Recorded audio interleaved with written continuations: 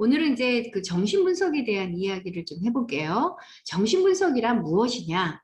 라고 하면은 쉽게 이야기하면 정신분석이라는 거는 인간 정신의 무의식을 탐구하는 학문이다라고 이야기할 수 있겠죠. 그러면 무의식이 뭐냐라는 걸 또 이제 우리가 알아야 돼요.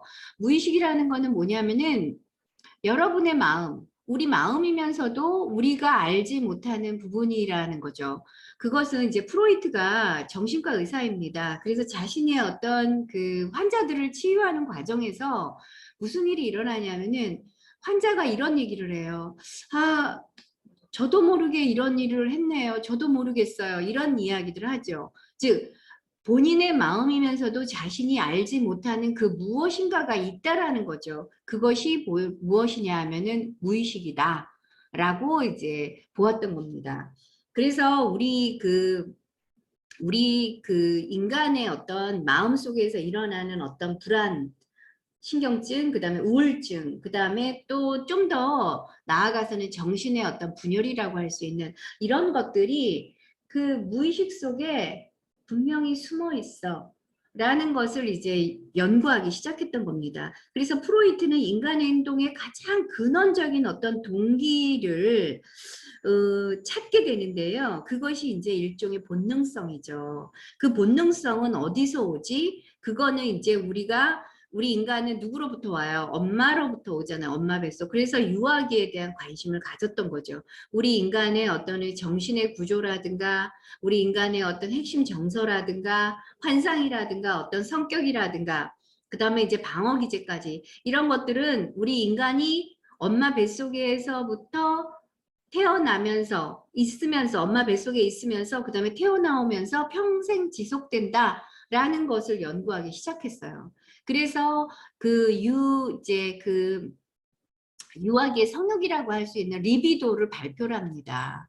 그래서 이제 리비도라는 것을 이제 발표를 함으로써 이 프로이트가 정신분석의 대가가 되죠. 그래서 이제 그 리비도라고 할 수 있는 그 욕구, 우리 인간에게는 억압할 수 없는 그 본능적인 어떤 욕구가 있다. 그 욕구는 뭐예요? 흘러간다. 라는 것이 이제 리비도예요. 이제 그거에 대한 발표를 함으로써 근데 지금으로부터 몇 년이냐면은 프로이트가 살던 시절은 1856년도에 태어났어요. 그러니까는 19세기죠. 19세기, 20세기를 살았던 분인데 이 19세기, 20세기는 지금은 21세기인데 지금도 사실은 그 어떤 성욕 이런 것에 대한 약간의 어떤 사람들이 긍정적이라기보다는 부정적인 감정을 갖게 돼요. 그런데 지금으로부터 100년인 전에 그러한 어떤 그 이론을 발표를 한다라는 것이 사람들로부터 긍정적으로 그 다음에 어떤 찬사를 받지는 않았겠죠. 그래서 이제 오늘은 프로이트에 대한 어떤 생애와 그 다음에 그의 세계관에 대해서 그 다음에 그의 사상이 어떻게 이루어졌는지에 대해서 간략하게 1시간, 3시간 동안 다루도록 할 겁니다. 자, 이제 여러분들이 갖고 있는 프린트물만 그냥 보시면 되겠습니다. 그리고 제가 제시하는 PPT를 잘 보시면은요, 도움이 굉장히 많이 될 것입니다. 프로이트는요, 1856년부터 1936년, 그러니까 제2차 세계대전이 발발하던 해에 돌아가셨어요. 예. 그래서 그래도 나이가 꽤 오래 사셨죠. 예, 80이 넘도록 사셨습니다. 1856년 5월 6일 날 태어나셨고요. 체코라는 나라에서 이제 근데 지금은 체코가 그 오스트리아로부터 분리되어 있지만 그때는 오스트리아의 그 소도시였어요. 체코가. 그래서 그 모라비아라고 하는 그 아주 조그만 소도시에서 이제 태어났습니다. 아버지가 모직물 상인입니다. 모피상이라고 하죠. 근데 이제 제이콥 프로이트라는 사람이고요.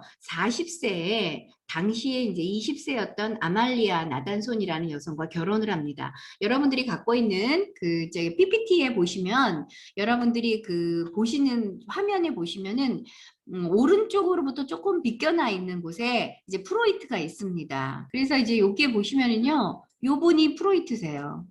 예, 프로이트 아버지죠. 제이콥 프로이트세요. 이분이 40살에 그 아내가 누구냐면 굉장히 젊죠. 예, 여기 있습니다. 아내 아말리아 나단손이랑 재혼을 합니다. 그때 당시에 이제 20살 차이가 났죠.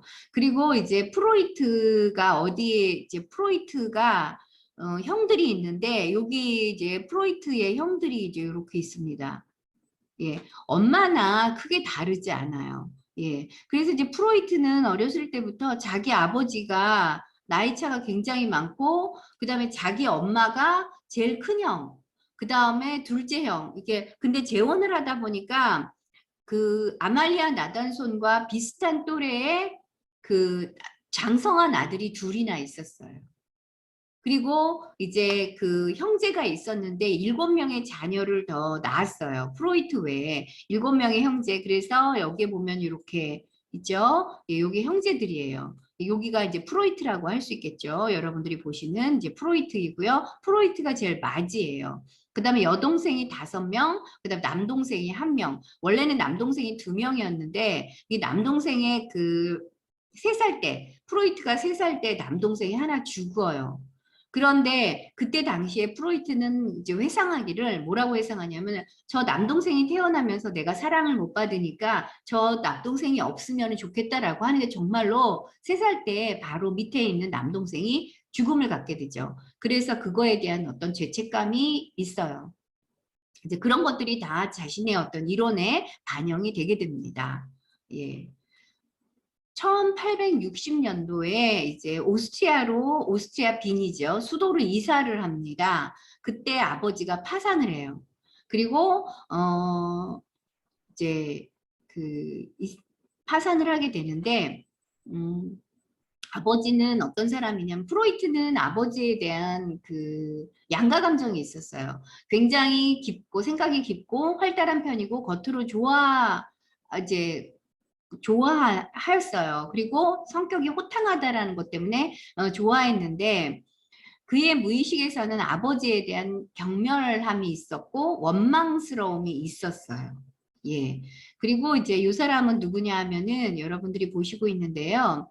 이 사람은 그 프로이트의 막내 동생이에요. 왜 그러냐 하면은 프로이트가 원래는 그 남동생이 2명이었다고 그랬죠. 근데 3살 때 남동생이 이제 죽었다라는 것 때문에 이제 여기 이제 프로이트의 남동생입니다. 프로이트가 기독교적인 어떤 사상으로부터 정반대의 생각을 갖게 됐었던 이유가 하나 있습니다. 늙은 유모가 있었어요. 프로이트한테는. 그런데 프로이트가 어렸을 때부터 똑똑하고 하니까 프로이트를 굉장히 사랑했죠. 유모가. 그래서 이제 지그문트 프로이트니까 지기지기라고 불렀대요. 근데 이제 이 유모가 이 영국인 유모였거든요. 이 유모가 성당을 다녔습니다. 근데 이제 성당의 미사에 이 프로이트를 데리고 가요. 그래서 이제 처음으로 기독교 신앙에 대해서 이제 그 경험할 수 있는 기회를 주었던 거예요. 그리고 이제 집에 오면은 프로이트는 그 성당에서 있었던 그 미사 보는 거 있잖아요. 그런 어떤 행동을 식구들 앞에서 이렇게 보여주기도 했다라고 해요. 그런데 어느 날 이 유모가요, 집안에서 절도행위를 하게 됩니다. 그래서 쫓겨나게 돼요. 이거를 그 목격하게 돼요, 어린 프로이트는. 그래서 그때 굉장히 충격을 받았다고 해요. 그러니까는 자신이 알고 있었던 어떤 기독교 신앙, 그 다음에 하나님에 대해 믿는 그런 유머가 이렇게 나쁜 짓을 안 해야 될 사람이 나쁜 짓을 했잖아요. 이제 이런 것에 대한 강렬한 어떤 충격을 받게 되는 거죠. 그래서 이제 그때부터 기독교에 대한 어떤 배척하는 그런 마음을 갖게 됐다고 해요. 그리고 하지만 이제 이거를 잘 기억해 두세요. 프로이트가 이 종교에 대한 무시를 그래서 무신론자라고 하지만 실질적으로 무신론자이냐 아닐 수도 있다라는 건 이제 뒤에 가서 나중에 이야기해 드리도록 하겠습니다. 프로이트가 또 이제 아버지에 대한 양가 감정이 있다라고 그랬죠. 이 프로이트의 그 어린 시절의 경험입니다. 프로이트는 아버지와 함께 길을 걷던 중에 이제 기독교인을 마주치게 돼요. 그랬더니 그 기독교인이 유대인, 그러니까 그 유대인은 보도에서 내려서라라고 외치면서 밀쳤다고 해요. 그 바람에 모자가 벗겨져서 길바닥에 나들군게 됩니다. 이거는요. 그때 그 프로이트가 살던 그 시절에 그 유대인들은 그 백인들로부터 차별을 많이 받았어요. 인종차별을 참 많이 받았던 것 같아요. 우리나라 사람들이 그 일제강점기 때 일본인으로부터 차별을 받았던 것하고 유사하다라고 생각해 보시면 될 것입니다. 여러분들이 이해가 쉬울 거예요. 그래서 이제 기독교인들로부터 유대인들은 굉장한 탄압을 받았기 때문에 유대인들은 뭐예요? 기독교인이 걸어갈 때 유대인은 인도를 걸 수가 없는 거죠. 그러니까 위험한 보도로 가야만 됐던 거예요. 그런데 그 바람에 모자가 벗겨져서 길거리에 나뒹굴자 아버지는 유대인이잖아요. 조용히 차도로 내려가서 모자를 주어서 툭툭 털고는 그냥 이렇게 쓰고는 아무 말 없이 간 거예요. 어린 프로이트가 볼 때 아버지의 행동이 어땠어요? 굉장히 비굴한 거예요. 그것에 충격을 받습니다. 왜? 그 사람이 딱 모도로 내려가다 너는 그 보도에서 인도로 내려가 인도에서 보도로 내려가라고 했었을 때 딱 쳤을 때 아버지가 아버지 정도의 체격을 갖고 있는 사람이라면 적어도 그 사람한테 뭐예요? 무언가 그 행동을 취했어야 되는데 아무렇지도 않은 척 전혀 아무 일도 일어나지 않다는 표정을 지으면서 아무 일 없이 가버리는 그 아버지의 행동이 어찌 보면은 그 용기 없는 비굴한 행동이다 라고 생각을 했었던 거죠. 왜? 그렇게 태연하게 모자를 쓰는 모습도 그렇고 자신의 모습, 손목을 잡고 건장한 체격의 아버지가 걷는 그것에서 그때부터 프로이트의 가슴 속에는 불만과 분한 감정이 이제 싹 텄다. 이 두 가지 감정은 이제 프로이트가 자기를 분석하면서 이제 나왔었던 내용이에요. 예. 그래서 그때 아버지에 대한 양가 감정이 있었다. 그렇지만 아버지에 대한 그 좋은 감정도 없지 않아 있었어요. 그거는 또 다른 측면에서 또 보여드리도록 하겠습니다. 이 프로이트는 여기가 이제 휴양지 툼지라는 곳인데요. 이제 그러니까 유대인이라는 어떤 반유대주의자들, 기독교인을 말하는 거겠죠. 예, 그 사람들로부터 공격을 받은 것에 대한 분노와 불만이 있었는데 어느 날 또 아들 앞에서 이제 이 프로이트가 공격을 받았던 거예요. 기독교인의 공격을 받았던 거죠. 그랬는데 그때는 용감하게 물리칩니다. 그래서 아들들 앞에서 용감한 아버지의 모습을 보여준 이 경험이 자신한테는 굉장히 치료가 되었다, 치료적이었다라는 것을 나중에 자신을 개인으로 분석을 하면서 프로이트는 자신을 분석했어요. 우리 이제 상담사들은 대체적으로 분석가한테 이제 분석을 받죠. 그러면서 치유가 일어나는데 프로이트는 자신이 정신분석을 만들었기 때문에 자신을 분석해 줄 수 있는 사람이 아무도 없었던 거죠.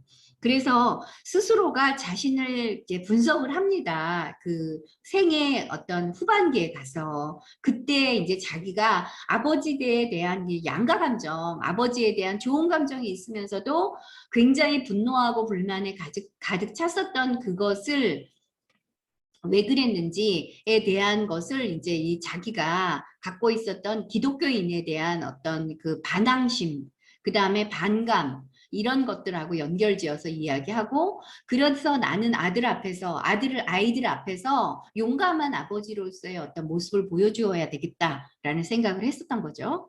그래서 이제 그러한 모습을 보여줍니다. 그래서 이 휴양지 툼지에 대한 그 남다른 인상이 이제 남아 있었던 거죠. 예, 그래서 지금 낚시를 하고 있습니다. 여기 가운데에 있는 사람이 누구냐면은요, 예, 그 프로이트입니다. 그래서 여기 프로이트가 낚시를 하죠. 그리고 여기 옆에서 이 프로이트의 아들이 이제 낚시하는 것을 이제 도와주고 있습니다. 이 그림입니다.